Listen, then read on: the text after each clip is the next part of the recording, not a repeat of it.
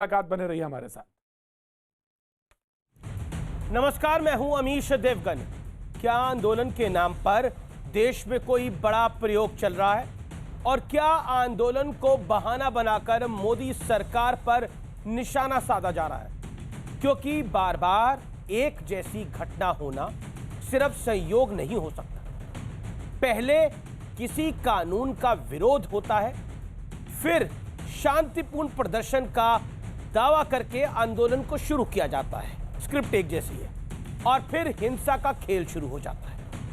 शाहीन बाग याद कीजिए, पहले नागरिकता कानून के खिलाफ भ्रम फैलाया गया, दिल्ली से लखनऊ तक तमाम सड़कों पर कब्जा हुआ और फिर करीब 2 महीने बाद दिल्ली में हिंसा का खेल खेला गया।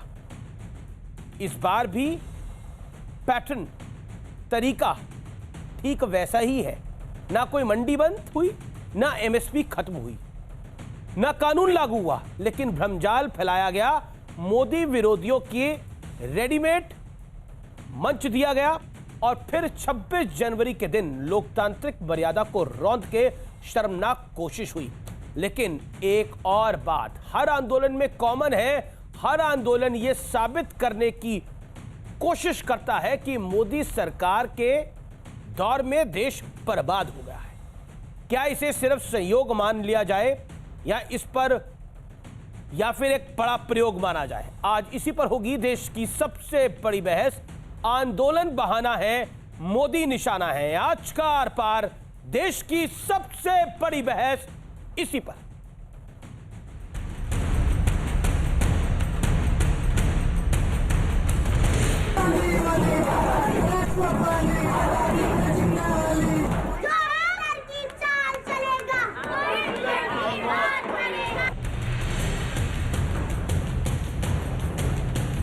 दिल्ली खबरदार, जो ट्रैक्टर को रोका उसका इलाज भर देंगे, जो ट्रैक्टर को रोकेगा उसके बक्कल तार दिए जाएंगे अगर ट्रैक्टर को रोका किसी ने।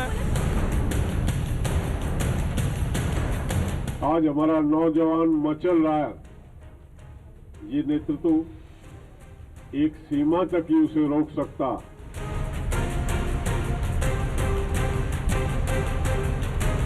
किसानों से कह रहे हैं कि 26 तारीख को अपनी तैयारी करके ट्रैक्टरों के साथ आ जाएं, जबरदस्ती इनके बैरिकेड तोड़ के दिल्ली में घुसेंगे। जिस देश की नींव आंदोलन से रखी गई, जिस देश में आंदोलन सबसे पावन लोकतांत्रिक अधिकार माना जाता था, उस देश में आंदोलन के नाम पर यह क्या हो रहा है? याद कीजिए, सीएए का कानून पास हुआ और फिर शाहीन बाग खड़ा कर दिया गया। कहा गया कि यह तो शांतिपूर्ण आंदोलन है।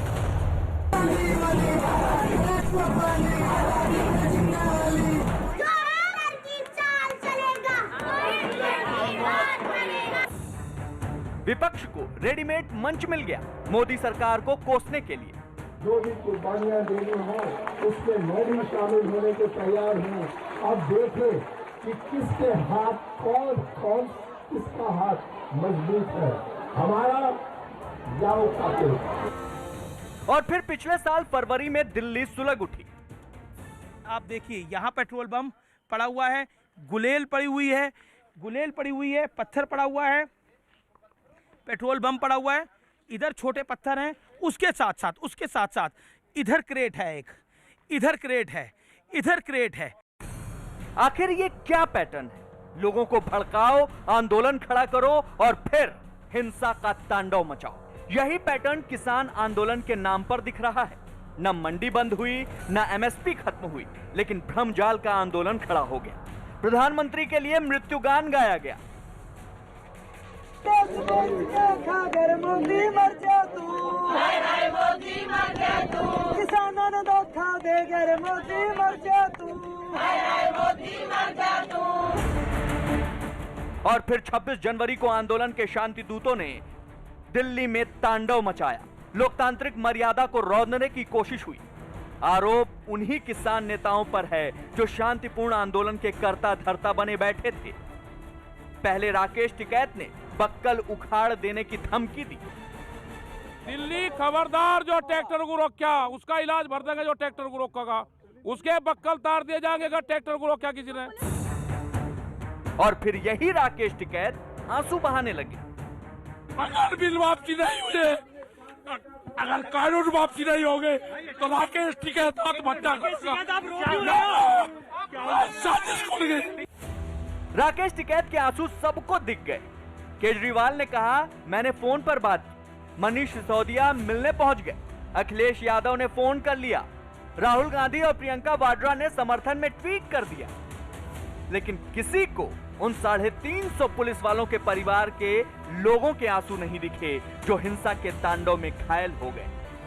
उमर खालिद, शर्जील इमाम, सपूरा जरगर के लिए आंसू निकलते हैं, लेकिन अंकित शर्मा के लिए आंसू सूख जाते हैं। पिछले साल दिल्ली हिंसा में घायल हुए डीसीपी अमित शर्मा के परिवार के आंसू किसी को नहीं दिखे।